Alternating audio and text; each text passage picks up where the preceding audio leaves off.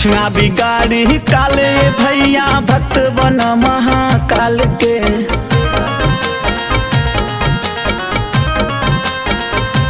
बोल बम। कुछ ना बिगाड़ी काले भैया भक्त बन महाकाल के। भैया भक्त बन महाकाल के। भैया भक्त बन महाकाल के। आइल सवन वाला गाला तू मनवा। आइल सवन वाला गाला तू मनवा। पिया चिलम में गाजा डाल के। आइल सवन वाला गाला तू मनवा। पिया चिलम में गाजा डाल के। ए भैया खैनी मिला दी का हो। बाप सारे कड़वा लागी।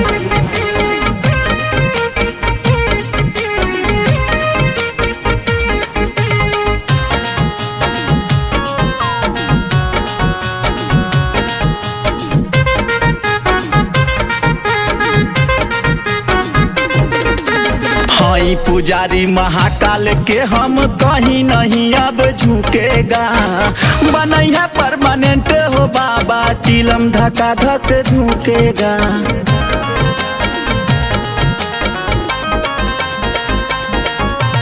हई पुजारी महाकाल के हम कहीं नहीं अब झुकेगा। बनैया परमानेंट हो बाबा चिलम धका धक झुकेगा। उठा के कंवरिया बना के पगड़िया बाप बना चंडाल के। भैया बाप बना चंडाल के। भैया बाप बना चंडाल के। आइल सवन वाला गाला तू मनवा। आइल सवन वाला गाला तू मनवा। पिया चिलम में गाजा डाल के। आइल सवन वाला गाला तू मनवा। पिया चिलम में गाजा डाल के। बोल बम बम बोल बम बोल बम बोल बम बोल बम महादेव। भोले के भक्त हैं जिए निमौत से। भोले के भक्त हैं जिए निमौत से। सावन में 4 चिलम बाटे हमार रोज के। बनल खुराक बाटे शाम और भोर के। कुछ भी होई अब कम न करब डोज के। हर हर महादेव। भूला के हो गम खिंचा हर दम हिला के तू देख कमरिया हो।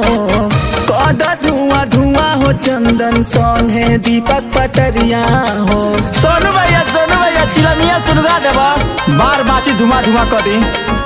भूला के हो गम खिंचा हर दम हिला के तू देख कमरिया हो। कदा धुआं धुआं हो चंदन सॉन्ग है दीपक पटरिया हो। लगा के भभूत भगा के हो भूत दास बना किर पाल के। भैया दास बनो किरे पाल के। भैया दास बनो किरे पाल के।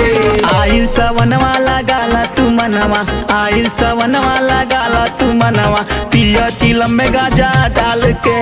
आइल सवन वाला गाला तू मनवा। पिया चिलम में गाजा डाल के।